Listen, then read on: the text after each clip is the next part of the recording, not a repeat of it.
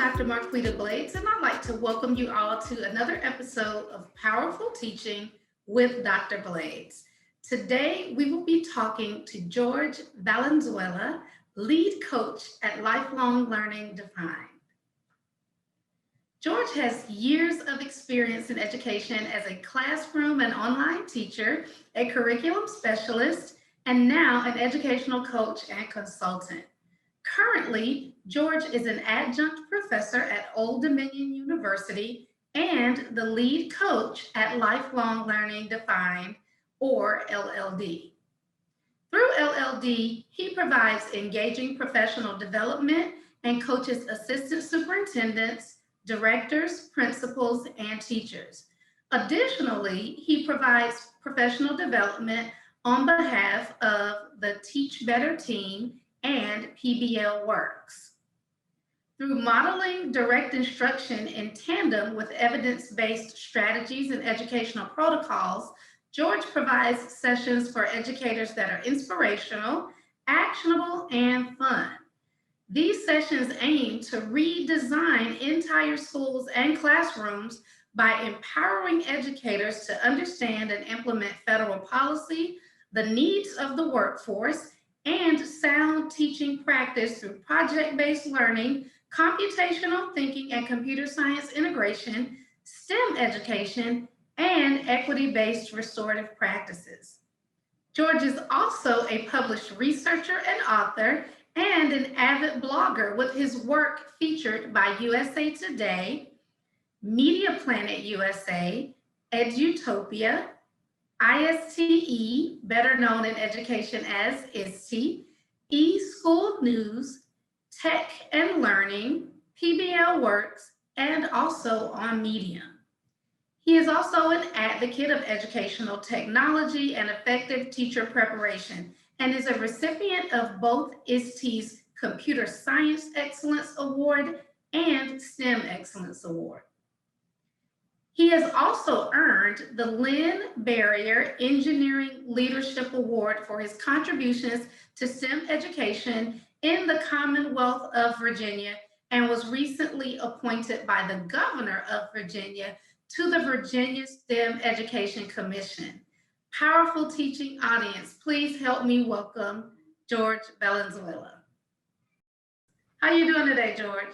I'm doing good, Dr. Blades. It's been a great day. It's been a great week, and hopefully a great weekend. Absolutely. It's always good to look forward to the weekend. We're going to get started with this conversation here. I have really been on pins and needles to talk to you because you have so many interesting things going on. First thing I want to talk about is the ISTE article published that chronicles your journey from being an ELL student in the New York foster system to a career in the IT field, and to now serving as a nationally recognized advocate for STEM education, problem-based learning, and social justice and equity in the classroom. So kind of walk us through your journey a little bit, Jorge. Wow. So everything you just mentioned, those are very heavy lifts. And it's been a long time, coming before I can advocate. I read a quote recently that said that before you can lead in anything, you have to serve first. And so that article was really special for me. Nicole Kruger, who is a journalist, her and I spoke for only an hour.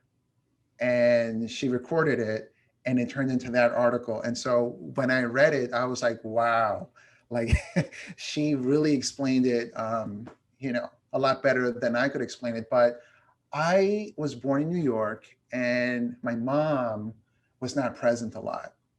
And so from the very beginning, I was at a disadvantage. I had a caregiver. She was my aunt, but we were separated at 4 years old. Sorry about that. And so I ended up in school in New York City, and I spoke Spanish, obviously, and so I had to learn English.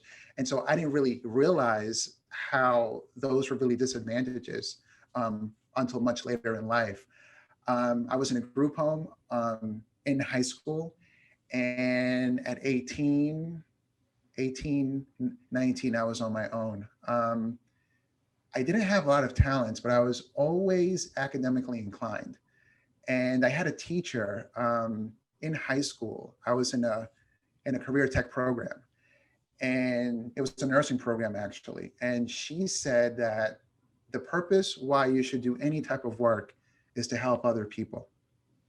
And so that, and an interview that I saw with Bob Marley, where he said, "My life is for other people," I decided very early on that my work and my life would be for other people. Well, I didn't think it'd be in teaching. And so when I was around 18 or 19, I got enrolled in a computer science program at SUNY Old Westbury in New York. And make a long story short, my dearest auntie, who was a teacher, she heard me talking one day about what my future goals were going to be in IT, information technology. And she said, "You should be a teacher because you have a very unique way of explaining things." And so at the time, I didn't really want to, do that, but she enticed me with a summer school opportunity, 5 weeks, $36 an hour, 5 hours a day, 4 days a week. That was a lot of money at that time for someone like me. And so I went into it. Well, when I went in, I met 25 young people that needed help in understanding the purpose of the content. And so that was the first time in my life that I ever felt like I belonged somewhere, and it was in a classroom. So what I will say is this: I wanted to be a help and to help others. What I didn't know at the time was how I would do that. I eventually, I got into a master's program, and I became an administrator and all of that. And when I went into the program, or into the job as a district leader, I thought that every teacher knew how to plan and how to facilitate instruction. Like, I just assumed this. Right. And so when I started meeting a lot of my folks, which it was our engineering program, I saw that they were having difficulty with implementing some of the initiatives in our district in regards to STEM, computer science, planning practices, all of that. And what I realized was that not only were they having trouble, but I didn't know either. Mm. And so that kind of went against what my mantra was of helping others and of being a leader. A leader means you go first, lead by example. Right. So that caused me to travel to the West Coast. And I joined an organization called Buck Institute for Education. Now it's PBLWorks. And I became an expert in PBL, but also in all facets of instruction, in planning instruction and how it's carried out. And so I did that for my teachers, never thinking that this would become a career in itself. Wow. George, you said something very early on just now when you said you were academically, what was the term you used? Did you say inclined, or that you were curious or something to that effect? Inclined. Inclined. No, I was inclined. No. But you said you didn't have any talents. Is that what you said? Or this, you didn't think you had any All right. talents at that time? Right. So It hadn't been identified yet.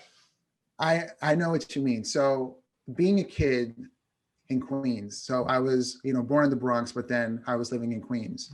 When I went outside, all that I saw was, hip hop, and hip hop is a culture. So it's music, it's how you dress, it's dancing, how you talk, all of those things. And so I didn't have any means at the time. So I didn't have all the fresh clothes. I couldn't rap. I couldn't dance, I couldn't draw graffiti, any of those things. And so I always felt that the things that I really liked, I didn't have the talent for. But we had educators that were from the suburbs these Jewish ladies that would drive in every day into the inner city, and they made sure that we were well grounded in reading, writing, and mathematics. So because of them, very early on, I was academically inclined, and I was able to know how to analyze, synthesize, and evaluate. And because of that higher order thinking, it just made me a great student. I just wanted to bring that out because I want people to hear the true message in that. I think it's really important. A lot of times, our young people don't think they have a talent or a skill set just because of what surrounds them. And so the things that they're good at, they haven't had an opportunity to explore them yet. And I just really wanted to highlight that point. So, George, you have spoken in front of the United States Senate on behalf of CTE, which is a discipline that doesn't really get a lot of mainstream attention when we talk about education. So I want you to first explain to us what CTE stands for, and then talk about why that opportunity was so significant, not only for you, but for students as well. Well, CTE is the acronym for Career and Technical Education. And so STEM in Virginia, initially, the engineering program fell under CTE.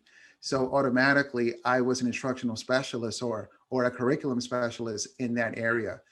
And so being on the team, on the CTE team, I was there for about 9 years. So I got very familiar with all the other programs, whether it's health and medical, it's entrepreneurship, business, family consumer science, like, you name it, like I learned how all the programs work. And so at the time, I started to write about my experiences. As an educator, I would just blog. I wasn't an author yet, but I was still in the school system. And so one day I walked into my office and I got a phone call, and my assistant was out that day. So I, picked it up, and it was from the National Office of CTE, the ACTE. And so they had spoken to the office of Senator Tim Kaine, and he had, with some other senators, it was a bipartisan bill, they came up with new policy. It's called the CTE Excellence and Equity Act, which was rewriting the Perkins Act to make high school more of a career tech focus. So what that means is is that one high school would be an engineering school, another would be health and medical, like that. And so it was new policy, and they wanted to hear from experts, from business and industry, from the classroom, places like that. And so they chose me to speak to the integration of academics and STEM or CTE. And so I said yes, but I was very nervous. And so I was so nervous. But the one thing that I always knew from watching Michael Jordan and from reading Tim Grover's book, Relentless, is that you practice, practice, practice. And so I was, extremely well rehearsed. I was ready. And when I got there, I brought my son and daughter with me. And for me, that was a really great moment, because when I started speaking, it just flowed right. And all the congressional staffers were all, writing everything down and all of that. But my children, got to see me, who are familiar with my story, and see where hard work can actually take you. And so at the time, when I left there, I just felt like I did a really great job. And I hope that my school system sees that, but didn't think anything of it. Like I was like, whew, it's over, but it was a great moment. Well, a couple of weeks later, I received a phone call from one of the staffers, and she was like, hey, Senator Kaine is writing a press release on the act, and they want you to be the educator that writes a statement. And so that was the first time that I felt maybe my work is meant to go outside of my school district. And so that event is what led me to start to understand that sometimes you have a job, but sometimes you have a calling. And so I feel like I have a calling. I have this saying, I put it on a t-shirt. It's a course that I teach. Quit the job, do the work. And not to necessarily tell everyone to quit your job, because for some people, the job is the work. But I just wanted to differentiate for people that sometimes a job is a job, and then sometimes there's the actual work, the mission that's in your heart that needs to be carried out, because the job and the work aren't always the same thing. And so that's what your story kind of reminds me of, is when you realize the work that you're really supposed to be doing. And I think it's all an intention. I Yeah. think that, intentions have a power. I didn't know that as a younger person. And so by saying that my life is for other people, which I heard, Bob Marley say, but I was like, wow, that is such a profound statement. I think that when you put something like that into the universe and you're not even aware, that you are doing that, I think that when you make that as a mantra and then you start to do your work, naturally you're, working locally, but you're thinking globally. Right. I remember that I would take a few of the teachers on conferences, and I would always write them a thank you letter at the end. And one of the things that I would say to them, and I would think nothing of it, but I felt this way, I would write that we want these practices and mindset to be in the heart of every student and every teacher in the world. Never thinking that one day I would do work that, people all over the world, read or they see. And so I just realized that it's so important to put good things out there. And if you ever have negative thoughts or stuff like that, don't say them.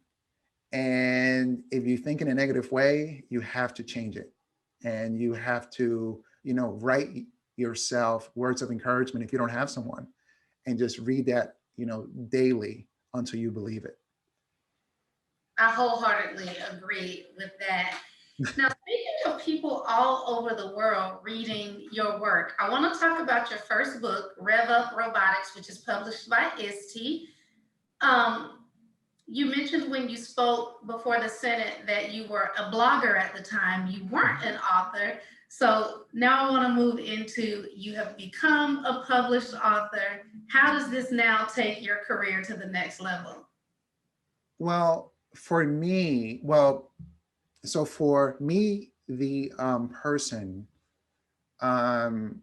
it's a great accomplishment. I am the first male from my father's side to ever go to college, to ever become an author. And so for me, that was never my intention. I wanted to be a blogger and to have my work on Edutopia. That was my only goal. And someone told me that if you want to accomplish anything, you should write it down, like have a vision board.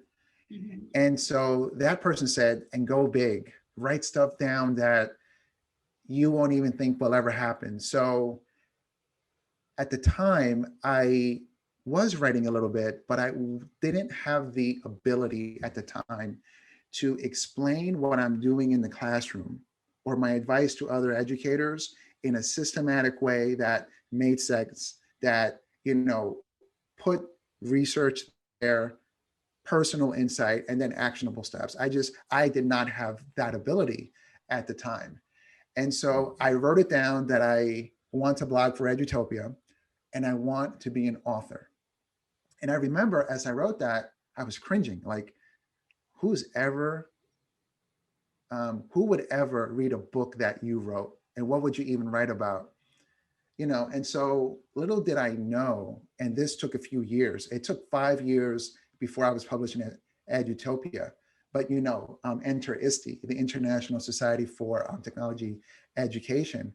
There's an editor there, and she took a liking to me. And she said, you have a very deep understanding of your content area, but you don't know how to write for an audience or a specific audience. And so she mentored me and she coached me. Well, once I got the process down, it's like writing music, right? Once I had a process, then what happened is I got into 15, 20 blocks. And so because they were around STEM and computer science and computational thinking and some robotics, they approached me. And so the thing that I found was that by being humble and doing the work very consistently, people wanted to help you. And so they, helped me out, the editors and ISTE. And so for me, I saw that no person, man or woman, ever accomplishes anything on their own. It's a collaborative effort. So without ISTE, that would have never happened. But as a professional, it gave me such a credibility that when I walked into certain spaces, I no longer felt like I didn't belong. I felt like I've been accomplished. I have confidence. And for someone like me from my background, that's a very big thing. I will say one thing though, being in the PhD program helped me to understand scholarly writing and scholarly service. And so that was another thing that you have to learn. Yes. It's not something that you can just do. And so if you read my work, it's a fine tandem of research, personal insight or story, and then very quickly it goes into actionable steps. And I think that's what my secret sauce is.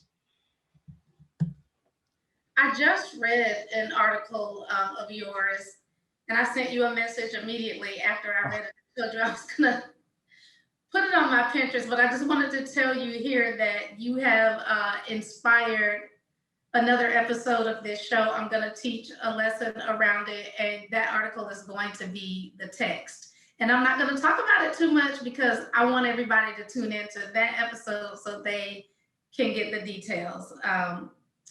Okay, so moving ahead, to date, you have been featured in numerous publications, written several articles, blog posts, not only advocating for STEM education, but taking on the issues of equity and social emotional learning. So George, coming from a technology background into STEM education, how did you know it was time to start using your voice to amplify other issues in education? Wow. And so that's a question that I've struggled with a few years.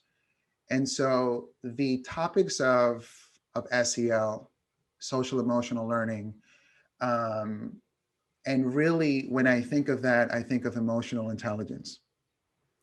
Okay, I think of that. I also think of emotional trauma. I think of equity, of course. These were issues or topics, I would say, that I can't take the credit for me being involved in them. When I was with PBLWorks 4 or 5 years ago, they focused a lot on equity, racial equity, culturally responsive teaching, things like that. And so I learned about it, and they wanted us to have courageous conversations with other educators. But like anyone that lived in New York and experienced 9/11, and saw how people from the Middle East were treated. And even when, like I remember seeing this, and at the time I'd never seen racism, openly. Even as a kid, I got made fun of, but I never felt like people were, racist. But after 9/11, it was pretty open. Mm-hmm. And that made me shy away from certain topics because I felt like it could be an issue. And so I remember thinking, there's no way that I can go to Nebraska, Indiana, and Kansas and talk about these things. but I can embed these type of equitable practices into the workshop. And so let folks, figure it out. Well, after George Floyd, I realized that that was not the right way to think, that I was wrong for that. When there's an issue where anyone is being treated unfairly, if we don't advocate and we don't stand up for what's right, eventually it's going to impact everyone, which we saw the civil unrest all around the country.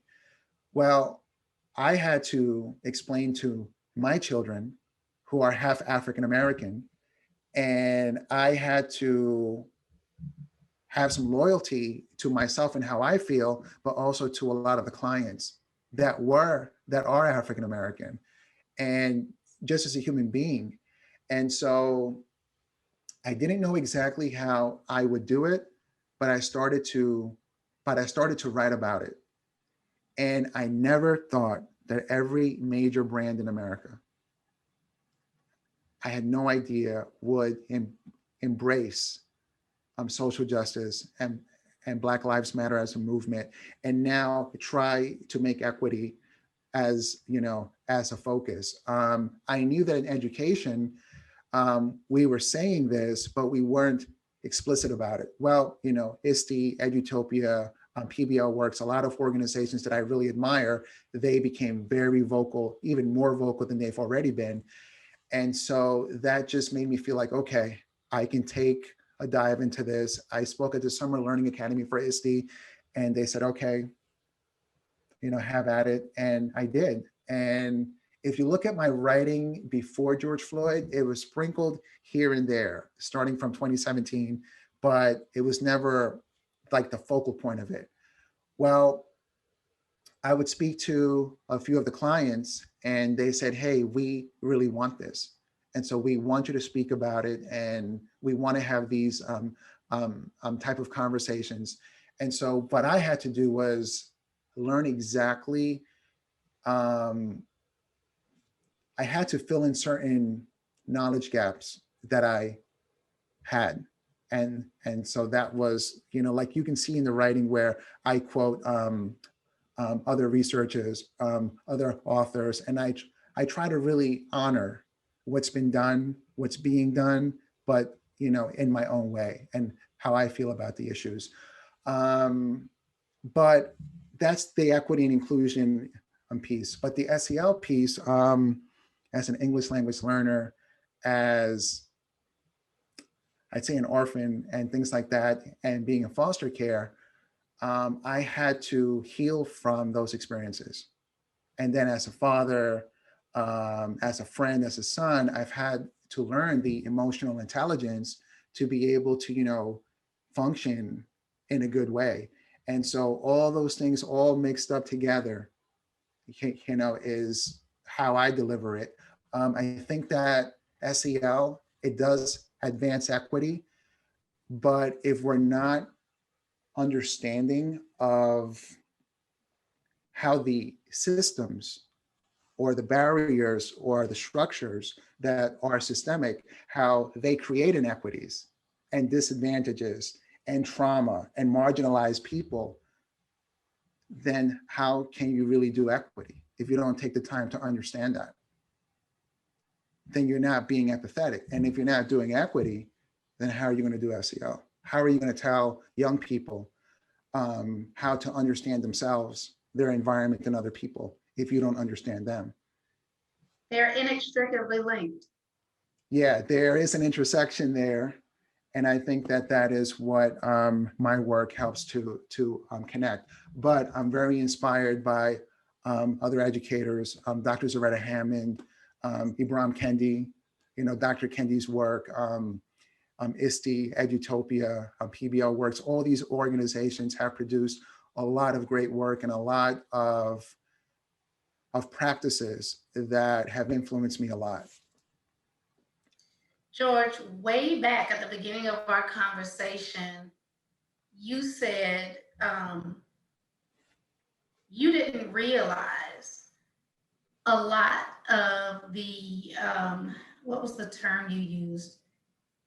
You didn't realize a lot of the injustices, inequities, or possibly even trauma that you experienced at the time that it happened. So, would you say your awareness around your own experiences heightened before you really started to engage in this side of the work? Or would you say some of your awareness came after you engaged in this side of the work? No, my awareness occurred in 2016. I was on the West Coast then with Buck Institute, PBLWorks. And for the national faculty, we have summits. We had a spring and we had a fall summit every year. And I think it was in the fall summit of 2016. Okay. And so that was the first time that we dove into equity and racial equity. I didn't know what it was. And there was a speaker, his name was Pedro. I forgot his last name, but Yeah. huh? Not Pedro Negro? That might be him. I just don't remember. It was a long time ago. I know that he's a heavyweight in that field. That's him. So he showed us a football field. Okay. And on the football field, he put markers of where different races start from in life and on their way to get a touchdown. And so obviously, African Americans and Hispanics, we were before the other end zone, Right. marginalized. Right. And when I saw that, I remember my heart, dropping in my chest. And I said to myself, look at what you overcame. And because I always try to think of others, I said to myself, I thought of all the young men and women that I went to school with that, just in the group home who did not finish high school, who did not have a career, who are somewhere in jail now that I know of, that I lived with. And I said, what was the thing that if you started with them in the same place, what helped you along? And what I realized, it was meeting good people. There were people that opened the door for me, that liked something about me, that provided me an opportunity to better myself. Mm-hmm. And I realized that not everyone has that opportunity.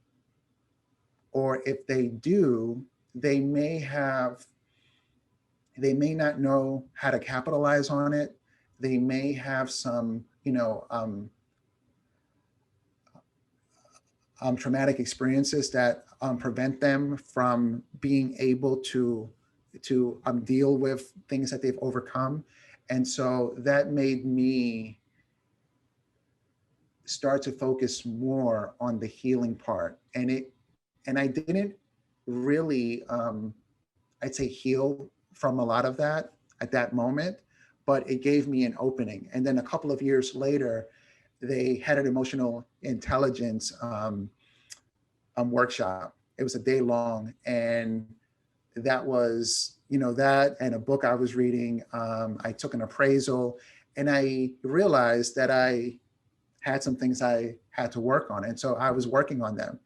And then by the time all of the stuff happened in America, I had a good handle on how to better myself and how to help other people. But I must admit, I didn't understand the history of the country that led to why I was marginalized or other groups were. That I have to admit, I had to learn all of that. And so I had to, like everyone else, learn about the New Deal and all the initiatives and all the projects that caused housing segregation and how that impacted policing, health in America, education, and how everything really, it depends on your zip code. And because of our race or nationality, we were put into certain zip codes. And a lot of us haven't healed from that. And so I think that anyone who's ever overcome a traumatic experience knows you have to feel it to heal it. And so I hope that my work is able to provide someone a story and some logical steps that are based on research, personal insight, but that are actionable, that can help another person. It's not meant to replace trauma-informed therapy, because I'm not a doctor, but it's meant to help someone identify what they're experiencing internally, and then figure out what is, how they're reacting, how they're responding, and then figuring out a way to overcome that through SEL. What you're sharing today is really important, because I think a lot of times we do get the inspiration and the motivation, but we don't always get those actionable steps. And so while it may feel good in the moment and we may feel better temporarily, when that feeling calms down, then we don't know what to do next. And that's why sometimes the true healing doesn't take place. Yeah. And the thing I've learned about emotional trauma, and we all, every human being experiences it at some point, is that we need to take emotional trauma and treat it like it was a physical trauma. For example, yeah, like if I'm playing basketball and I twist my ankle, I need to sit down. If I play on the ankle, it's not going to get better. And so the same thing with emotional trauma. But in my case, I'd say I didn't have a conscious adult that can coach me through that. And so a lot of times I just put my trauma on the back burner. So it wasn't until I learned how to label the emotions, put a name on it. And then the biggest aha moment I had was through the work of Eckhart Tolle and some psychologists, when I learned that emotions precede feelings, and feelings precede behavior. Yes. And so when I got that bit of knowledge, and then I was able to label emotions, I realized that I'm George. I'm not the anger. I'm not the pain. I'm not a success. I'm just George. And I can experience success if I do something well. I can experience anger. I can experience joy, happiness, and all these things. And before they become a feeling and a reaction, I can choose to respond. Am I perfect? No, but I'm a lot better. And so me being able to get a grip and a handle on my emotions, it's helped me as a professional, as a father, as a husband, as a friend, in so many different areas of my life. And I wish everyone had that, but as we look on TV and we see other people, they don't even know that they're showing up emotionally not in a good place. And so anyone that is contradicting what they believe or how they see themselves or what they're feeling in the moment or what they're experiencing, it becomes a clash. And so, I don't have the answer for all of those things, but I hope that my life and that my work is an example of how someone can do it. It's not the only way, it's not the perfect way, because I have my own moments. But what I will say is that I've learned to really control myself. Even if it's like a nervous feeling, I'm able to have all the butterflies now fly in the same direction. And it's practice, practice, practice, practice, practice. Well, I can tell you for sure, your journey is definitely an inspiration for me, and certainly for others who look like you, who share your background, who come from the same type of environment that you come from. I can certainly say that. I feel comfortable saying that on anyone's behalf. Now, I feel like you've touched on this a little bit, But I still want to ask, what have you learned about yourself as an edupreneur that you didn't know about yourself when you were a classroom teacher or even an instructional coach or curriculum specialist? All right, so I get that type of question a lot. So I wrote this one down so that we can help other people that may want to venture into consulting and being an entrepreneur. So as a teacher, I always knew that I had something to offer, but I didn't know how to package my talents and my gifts in such a way that I can add value to our profession. That part has been a learning curve. And so there's a guy named Coach Corey Wayne, and he's a relationship coach that I've been following since 2011. Well, I don't follow him as much anymore because I'm different on some politics, but the guy definitely has a great business model, and he definitely has a good handle on understanding relationships. And so what I got from him is what he would say is this: it takes a lot of entrepreneurs 10 years before they can figure out a business plan.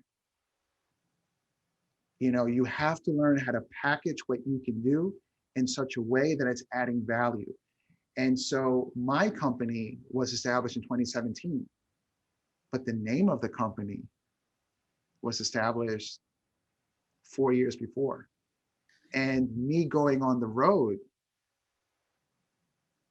was happening since 2014. Me going on the road and me presenting.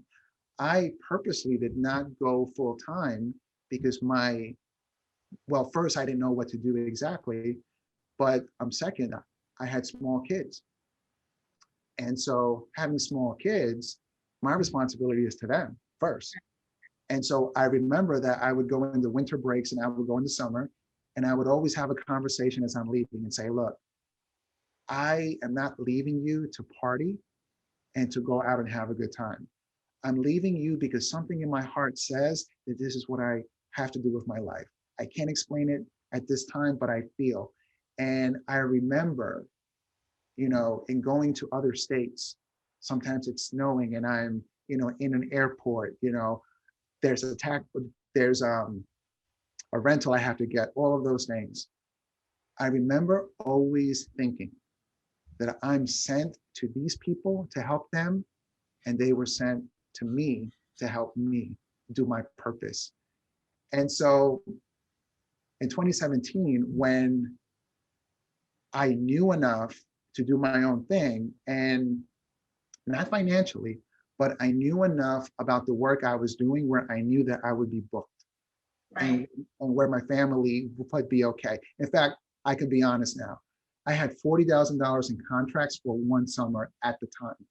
Wow. And so that told me, okay, you know what you are doing now. Now, what I didn't know was how to maintain that all year long. And so I wrote down 3 pieces of advice for any entrepreneur that is thinking about being a consultant.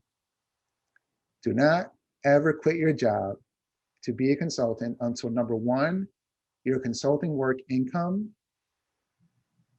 covers twice as much as your monthly expenses. Number 2, you have 6 months of overhead already saved up. That I did not. 3, you are skilled enough to make your consulting work your main business. And 4, be prepared to work 12 to 16-hour days. And so I can say now, because it might help a person, that although I was skilled enough to be booked for an entire summer and at different intervals in the school year, I lived off credit cards initially at times, and I went into debt.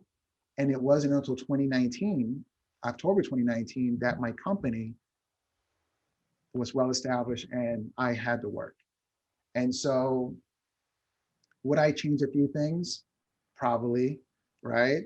It's not fun, living off credit cards, but now I have the insight that I can help another person. Another thing is you have to promote your work. And that could be a hard thing to do, especially when you know that some of your friends are not supporting your work. You know, that's, that all that stuff hurts. But eventually, the thing I've learned is this: competence leads to confidence. Absolutely. Confidence leads to success. And so eventually you do believe in yourself and you do believe in what you're doing and you see the value. For me, the biggest compliment is to hear from a Dr. Blades or to hear from any teacher in the world when they write me a message and they say, wow, you really helped me out. And what they don't realize is that, or you don't realize is that I've learned from you. I sat in one of your keynotes and I was like, wow, I can't do what she does. I mean, she is amazing. Like, you've got science on lock, right? And me meeting other educators, I consider myself a learner, and I don't mind being a learner and a beginner or a newbie every day. Right. Even though it's not true, because I'm starting from the point of experience.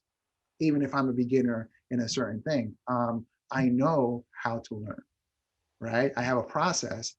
And so me being that, when I go into my own workshops, I think of myself as a beginner. Yes, I'm responsible for the contract. I'm responsible to bring my expertise, but I'm also learning from my teachers. And I wouldn't trade that for anything in the world. It's a great feeling to know that I'm contributing, that when I'm gone, there's a part of me that's left here through the work of other people. George, you hit the nail on the head when you said when you're facilitating and presenting and you learn from the teachers. I became a much better consultant when I really started to pay attention to those responses that teachers would give me when I would ask questions or when I would ask for examples. So it is always a learning process. George, I want to thank you for being so very open with us today and sharing so much of your personal life in addition to your professional expertise. Please let our audience know how they can connect with you and the best place to go to start reading some of your many, many, many publications. Well, if they go to my website, it's lifelonglearningdefined.com, or they can follow me on various social media platforms at George Does PBL, that is JORGE. And I will make sure that you have all these links in the show notes. So it'll be right there for them. All right, y'all. So down in the description box of this video, you will find links to George's website, all of his social media platforms, as well as a link to my website, drmarquitablades.com. Go ahead and like this video and subscribe to the Powerful Teaching channel and follow me on Facebook, Instagram, and Pinterest at Powerful Teaching and on Twitter at Powerful Teach. Thank you for tuning in, and I'll see you in the next episode of Powerful Teaching with Dr. Blades. Thank you, George. It's my pleasure.